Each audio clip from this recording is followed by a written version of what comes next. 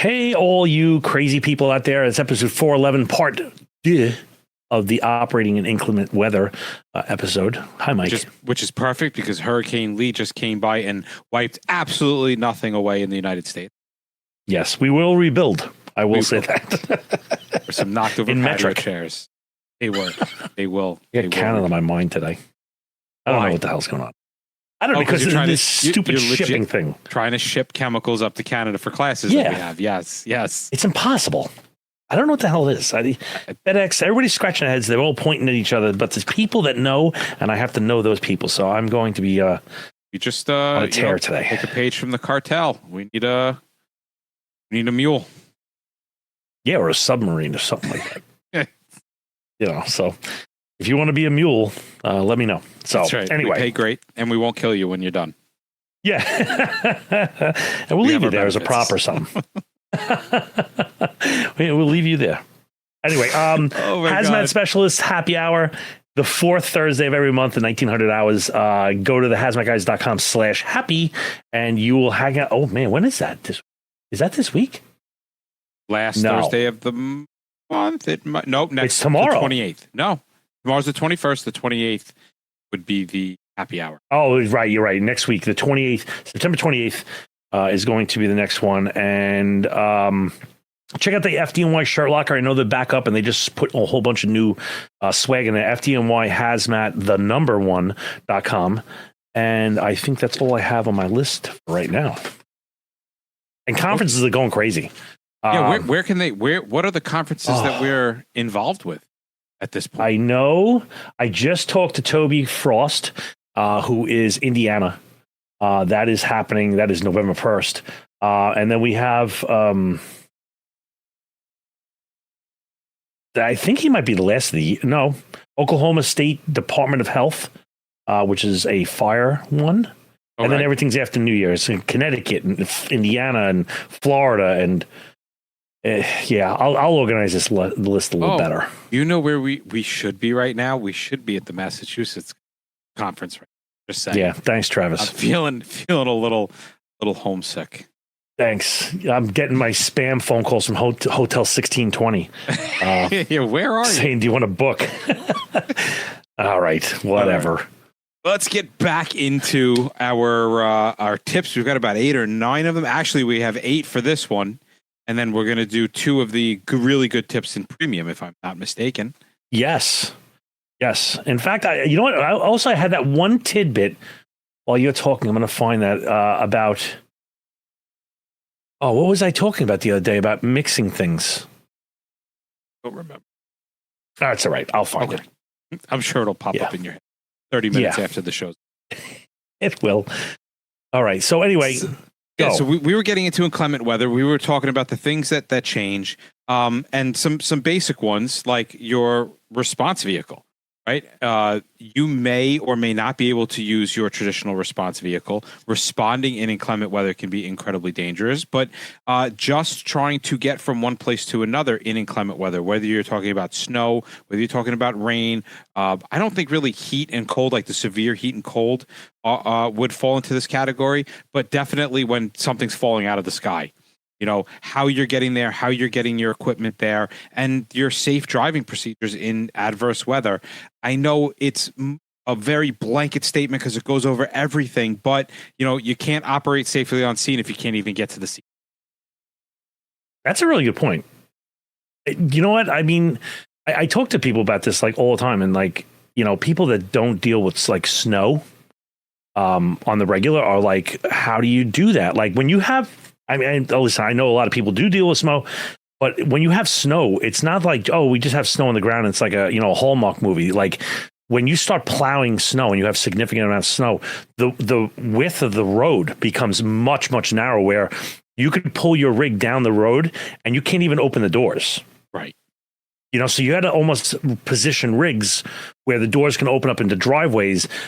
And now everybody's in a single row, where you could be the 30th rig down the block. So, like, there's a whole bunch of stuff with adverse weather that could where be. Your equipment is, how far away from it is, where you are on scene. That's not even talking about actually operating. Yeah, well, that brings us to decon. Ooh, This is one that I've always been a little bit interested in because I want to know before the hybrid decon, how the hell did people decon up in like Duluth? Like, what was the procedures? Like, did they just like get pelted with ice cubes in 3 different pools? Yeah, that's water with edges. That's ice. Ice is hard water. Yeah, I don't know. Like, I'm always thinking, all right, so like, all right, decon in hot, we've all done that, right? We've done the level A or the level B or even bunk gear decon with that, and even the newest evolution of firefighting gear, which I'm going to say it out loud. I'm not fully on board with it. I don't know if it's just eyewash. I don't know. Like it's a sponge, and I think deconning with water. I think the more effective way in my head is just take it off. Yes, I agree with you 100%. When everything that we look at with dry decon with bunker gear, it just makes so much more sense. You know, you literally push it through the bunker gear. So yeah, I'm not a big fan of water on bunker gear. Yeah, but okay, so you got the hot, and you were saying like decon in cold is logistically very hard as well because at a certain point water stops working. I mean that like legitimately, like it just turns to ice. So it works in this bucket because I'm constantly moving it, but if I start applying it to you in a thin format, I create ice. And you see this in super cold firefighting evolution where you see the guys up in the bucket spraying water on the fire and they come down with icicles on the helmets and it looks awesome for your picture book. But at the same time, like decon, it's brutal and it's brutal and it's not safe, right? Because even if you institute something like the hybrid decon, if you're in really, really cold weather, you're still dealing with water-based substances. You get to a certain point where those solutions are not going to work. Chemical reactions are not going to oxidize and cleave the different contaminants that it's supposed to. So, you almost drop down to, in super cold weather, you almost drop down to just a dry decon, where you're just going to take it off as carefully as possible without touching anything. Right. And that, even one more weather condition that I'm thinking about that I don't think is addressed almost at all, as far as decon, because we're always deconning, it's a crappy day out. Let's push decon till tomorrow. But the point is like decon doesn't wait for your weather to agree with you. It's like, if it's pouring rain outside, you're deconning in pouring rain, and that makes logistics insane. Like now your 3-pool, if you're still doing the old school way of doing it, your 3-pool operation is filling really quickly. Everybody's contaminating everything all over the place because we assume it's just going to stick on the body. But now you're seriously just having a garden hose on everybody in line to go through the thing. Yeah, you really can't even contain the quote unquote runoff because, like if I did an acid job in the rain, as I'm walking to go get deconned, I'm being deconned. And I'm not in a pop-up pool. I'm not in anything. And that takes into account then can the rain get into my suit? Because if the rain can get into my suit, can it bring the product into the suit with me? Can in a diluted format? In a diluted format, can I be contaminated without even realizing it just because I'm in the rain? It could change your whole PPE selection even beyond decon, right? Because if we look at like an incident-specific response for heavy rain, I mean, you absolutely the products they have different adverse reactions on you. They have different means of screwing up your actual scene itself. Yeah, I don't know. Snow is snow, and snow is honestly not as hard as you think to handle. Rain's a problem. Well, think of just you're right. You get a heavy rain and you have a fuel transfer, right? A fuel leak or a fuel transfer. What kinds of things? How does that change our operation? Well, if I've got literally pouring down buckets of rain, I have to seriously pay attention to the amount of water that's getting into my either my damage tank or even my recovery vessel. And that's just hydrocarbons. I'm not even talking about things that might be water reactive, right? If I've got to transfer non-polar, if I have to transfer an acid that could be water reactive, now moisture becomes a serious issue. Yeah, I would love to do a little more training and I would love to do I don't want to say a study, but like have a day where it's going to be pouring and get somebody contaminated. It doesn't have to be like a person. It could just be like a sheet of plastic, and then see how much is naturally washed off by real rain. Like gather that collection and then pull a sample, throw it through GCMS or FTI or whatever the hell it is, and see, okay, of all the contamination on here, which was managed, okay, we poured a cup of schmutz on there, how much actually fell into the drip pan for us to sample. Right. Before they even got into the decon pool. Right. Probably one of those, remember those green dyes, DEP green dye tablets? That would probably be your what was that, fluorescein? Something like that. But man, the littlest speck would turn everything green. So true. Do you remember there was a lovely guy in our company. He was like, well, if one's good, 12's got to be better. And he threw like 12 into like the river, and the whole river turned green. I didn't do the river, but I did I was trying to do a dry ice demonstration in front of like the public, like for like I was there for that. You were there for that? Where I poured I put like 12 tablets in, and then instead of pouring a little bit of water, I accidentally poured the whole bucket of water, and there was literal boil over of these like 12 tablets, and it was what Rockefeller Center. Rockefeller Center. So we're in front of Rockefeller Center, and literally this green stuff just comes pouring out. Now these staining tablets the concrete. Not only staining the concrete, but like you could die like a literal river with one of these tablets, and I had 12 in the bucket. And oh boy, we had a covering boss that day. It was the same stuff that they use for the Chicago River for Patty's Day. Yes. Yeah. Same stuff. So anyway, but getting back to our heavy rain and things that we would do during a liquid transfer, it could have a major effect. Right? We've got to think about things like the hydrocarbon overflow.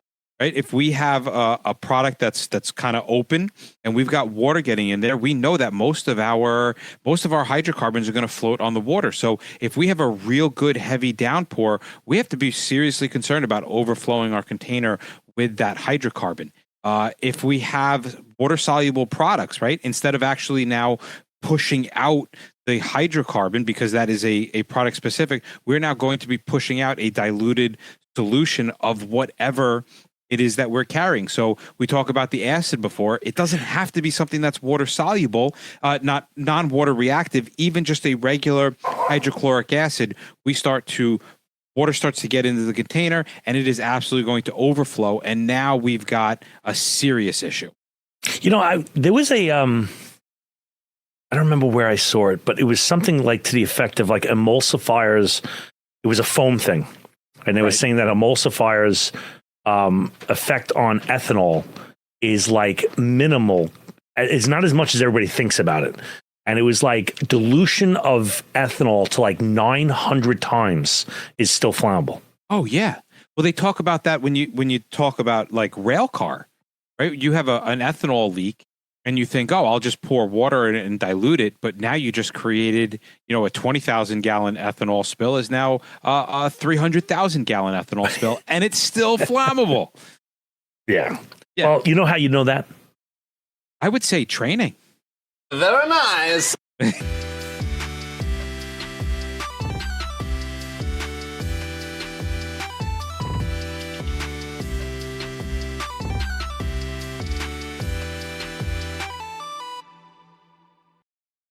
Anywho, so yeah, it's one thing I cannot believe we haven't spoke about. I don't think in either episode is wind.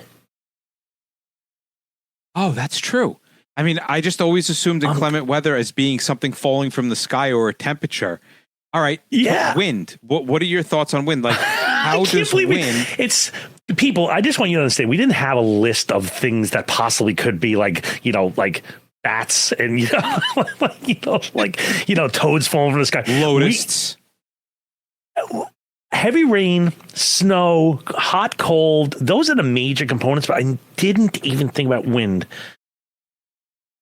Could you imagine? All right, so let's say we have, and again, wind is going to determine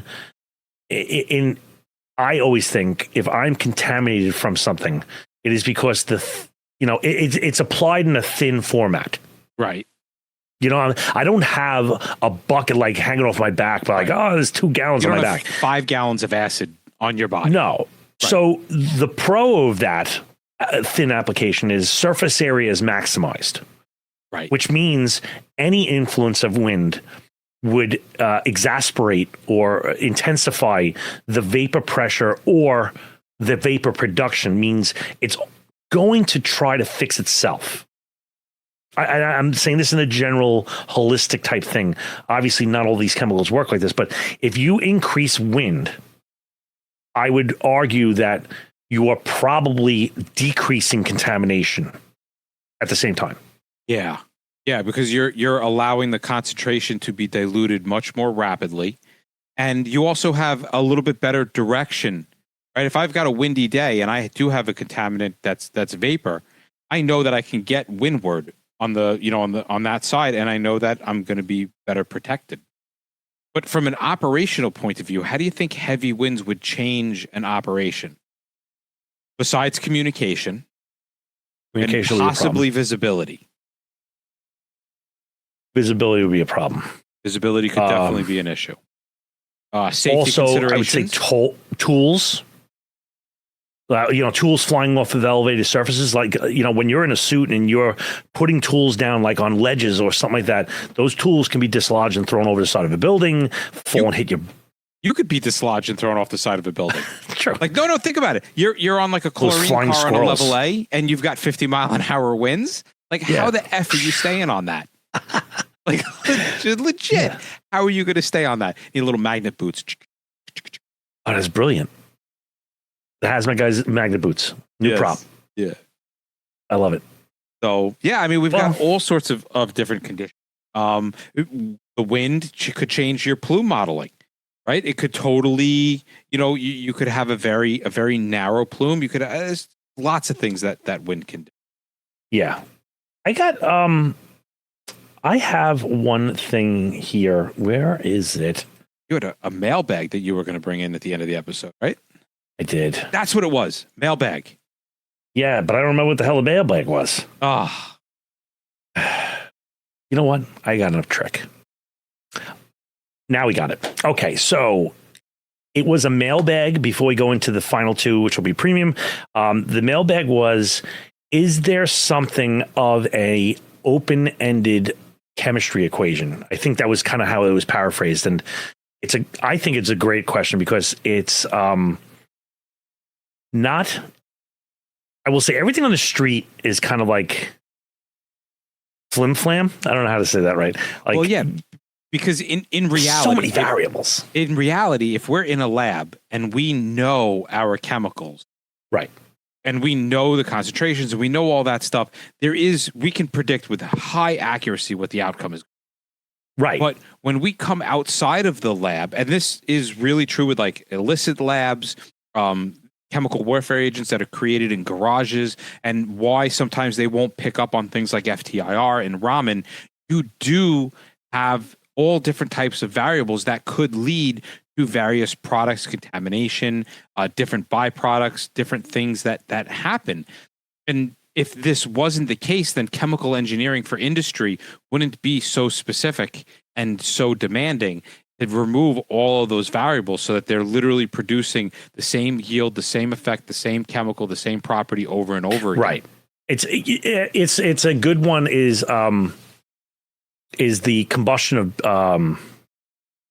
what is it, butane? I think it's butane. I can tell you definitively through thermodynamics, the coefficient of it, you're going to make water vapor and an X amount of water vapor. And it's going to give you also 3 products: carbon monoxide, carbon dioxide. The ratio of those 3 are unknown because the temperature matters to it. The humidity matters to it. So the amount of water in the air changes the proportion. So every time you throw those dice, it's a completely different proportion based upon the surrounding properties. That's why, like in the labs, like Mike said, we can determine with relative accuracy what the outcomes will be, but there's still the variability of it. Like, what was the vapor pressure today, the relative humidity, etc. As firefighters, we see this in actual real time, not on the hazmat world, but on the fire world. How many different fires have you been to? And you've had different smoke generation for different ones. I've been in jobs where you're standing up, I mean, shit's burning all around you, and there isn't any smoke. And then you've been to jobs where there's a little bit of fire, tons of smoke banked down. You know, there's no ventilation, so everything's just kind of smoldering. And that is a prime example of just the variable of ventilation, the variable of oxygen being added to that equation, changing the byproducts of combustion, changing what we're seeing happening all around us. I love it.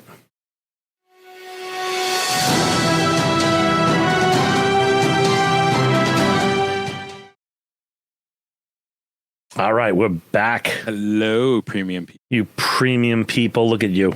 Oh, swaggy. Look at that little logo in the bottom corner. I love that. I love the hat. This is opulent Timmy. Yes. Yes. Okay, all right, so two more. Premium stuff. So we got some deep dive stuff, some thought processes that need to occur, right? So obviously when we're working out in weather, we absolutely have to prioritize our own health and safety. And this can be very, very difficult because we are so used to just going and operating a certain way under certain conditions that if we don't take into effect the weather and plan accordingly, we can be putting ourselves in danger. Simple things like the rain, hydrocarbons, slips and falls, ice, slips and falls, just those little tiny safety features or things to think about safety-wise could make a huge difference. Yeah, and even the effect of it on the chemical physical properties, which I know we went over or anything, but like the safety of what we're doing, like the wind condition, like, you know, understanding how the surface area, as I pointed out on number 8, you know, like that kind of stuff will change the amount that can be on you. Even what if it flicks off me and goes to Mike? Right? Like those types of things, it's possible. Right. So when we're looking at it, right, we say chemical physical properties, but understand everything we do is based upon product, container, environment, predicting behavioral model.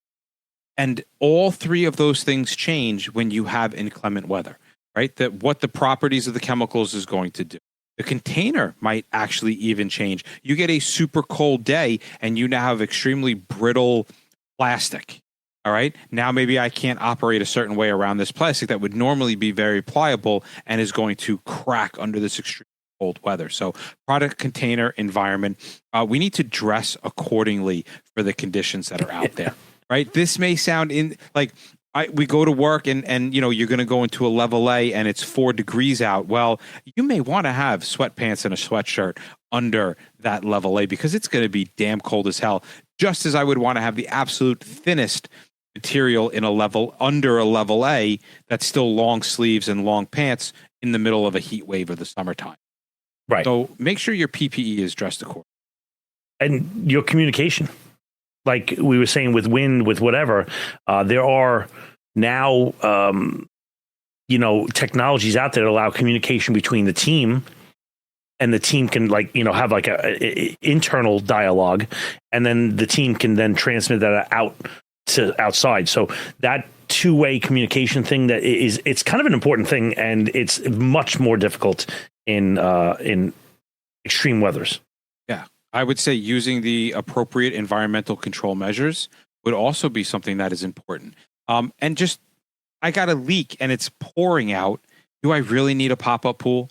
Like, is it really going to make a am I going to, I'm in the middle of a rain and windstorm. I'm going to lay out a pop-up pool. It's going to fill with water. It's going to overflow. So maybe some things that you would normally do, you kind of take with a grain of salt and say, listen, today's really not the day for that.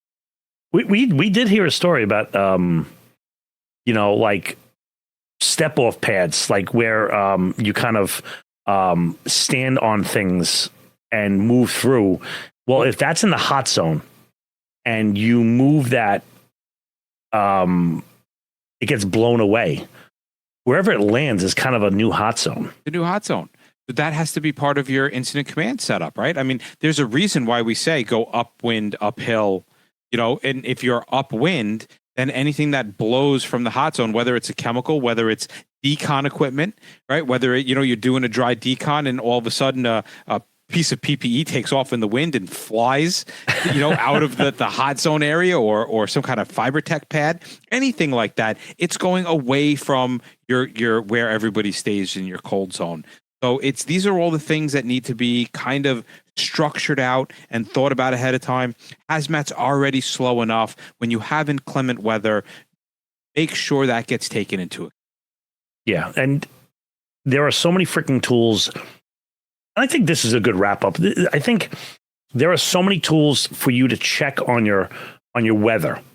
Like, I understand the Aloha model, and I'm not poo-pooing Aloha. I know, but that was cute in the 80s and the 90s. And now on your phone, you have the ability of pulling up hyper accurate, like to the second data for free of exactly where you are.